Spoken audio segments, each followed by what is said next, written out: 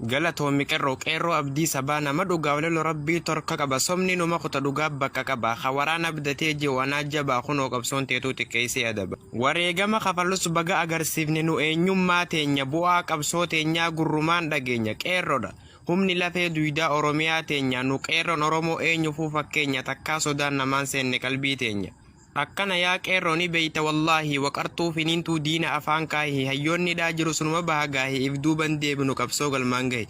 qabsoo akka baranaa ijaan arguu dhiisii gurratti hin dhageenye mixaaxa finiinaa diina jala keenya haluma ejersaa duruu ta'e qobboo si qunxuunne malee yoomsi xuyne yaaboo gana qomateetuu goona goda daabboo bargana si shinnaa si qabnee dhamala siitu qabsiifatee fitti dhale balaa warra badiin qabne du'atti sajjalaa kaani dhagguurtanii ganamaa galgala barnuti nagaya sii abbaan balaa filaa atuu kuftee xiqqoo sitti hafe qarshiin namaan bittu si harkatti laafe osoo nama bittuu baankiin duwwaa hafe laal qeerroo oromoo akkasi wacaafe siifin jilbiifanu si cabsina malee ammaa harcaate ifin beeytu malee atis hin jiraatu jiruun sitti tolee osuma okkoltu buuf teessa qilee ahii bilxiginnaa silaa nuti kam jenneeni firani beeytanii jarri kun nuunnahu kaanidhatti guuree kaanurraa ajjeese dubartii gudeedee ulfa garaa yaase abbootii qabeenyaa qullatti hambisee kadaa'ima humaan beene lubbuu baase warra sabaaf dhiigu aangoon ala yaase naasuu takka dhabee dhiiga nu lolaase ibiddatti yaanu jiruu nu facaase erga nu gabroomse namuu taraa ofii finyoo nutti hidhii harfeeten oofi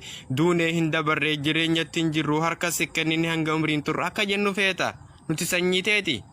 muka jiidhaa shidiyaa dhaga affeele humna xiqqoo tanaan nu xarayda malee osoo laallee garruu calan kottaanolee lafan qabachiiftu sirna warra kalee karoora keessodaaf rafeen bulu galee biyya toof qabsaa'ee wareegamu maali akka kiyyaatu dhabe lubbuu isaa qaalii maalitiyya nafseen tasaaniti oli dandeessu xaraydee nu goota dhabama qabsoo xiqqaa guddaan itti wareegamaa kaan jiruun dhabamee kaanis ajjeefamaa akkasin nu geesse hin darbu gonkumaa nu harkatti dhaamsuuf fiida beekamaa tana itti yaadin abjuudha manaama qabsootu quudhiisi ittuun taatumichi eenyuu si sodaata harfeete didichi silaa qilii qabaa maal ta'e namichi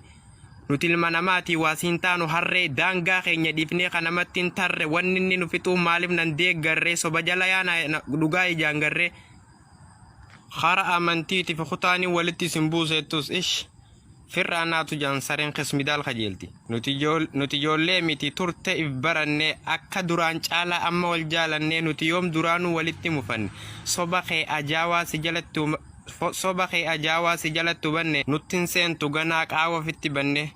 ganaa itti yaadin oromoo gowwoomaa hawaan kana yaadu qaraa miti doomaa gaafumaa fi eegee irraa hafe humaa horii wajji dheedi horiin si firooma lakka gadhawaniin jabaata mismaarri kutaa fi amantiin ati ooftu dharri walitti nun buusu taree jira barri saboo siniin galtuu kun maal tahe jarri wanni isin haasoytan inuu gari waan gaariidha tahe isinni haasoytan nutti faa'ide tokkummaan jabaatee